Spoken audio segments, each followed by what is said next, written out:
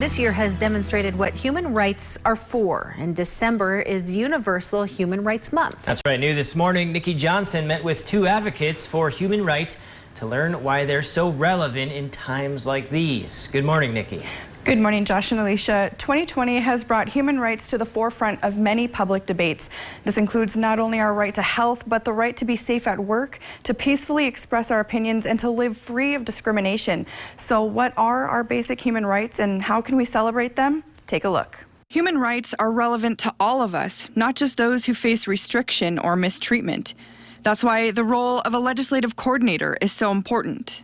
So my role as the legislative coordinator is to educate legislators in the House and Senate this year on really what is good policies that should be going through to support community members in North Dakota. She says human rights protect you in your day-to-day life, such as your right to express your opinions, your right to an education, your right to a private and family life, and your right not to be mistreated by the state. Additionally to my role, I get to help educate community members and continue membership engagement for the North Dakota Human Rights Coalition. This helps the community become aware of who's making decisions for them and how they're making those decisions.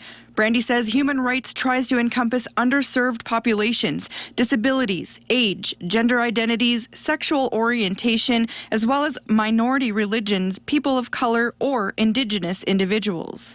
People need to have a voice that's talking to the people who make decisions. And so Brandy has a really important role to be the voice of people who might not otherwise have their voices heard. So what are some ways to celebrate this month and every month moving forward? I think the most important thing in reflecting on this Human Rights Month is just reflecting on our differences, but how we can respect those differences.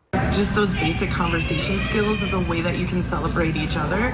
Or if you know that one of your colleagues or friends are involved with a social movement, asking them why are they involved, what interests are they having, and how can you help? Both ladies agree to take a little time out of your schedule to educate yourself.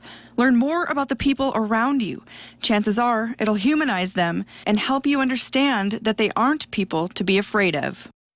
Brandy says there are ways to get involved and educate yourself. For example, the North Dakota Human Rights Coalition's website is packed with information. And for a link to that, you can click on this story at kxnet.com. And Josh and Alicia, this is just a great reminder that it's important to treat others with dignity and with respect, no matter what walk of life you come from. And this year has really taught us that. Absolutely. It really is, a lot of us probably don't even know a lot of our rights. So just educating ourselves on that is so important. I mean, it's such a complicated thing, and there's always room for improvement when we're learning these skills to talk with people and just treat people with dignity. All right, thank you so much, Nikki. You bet.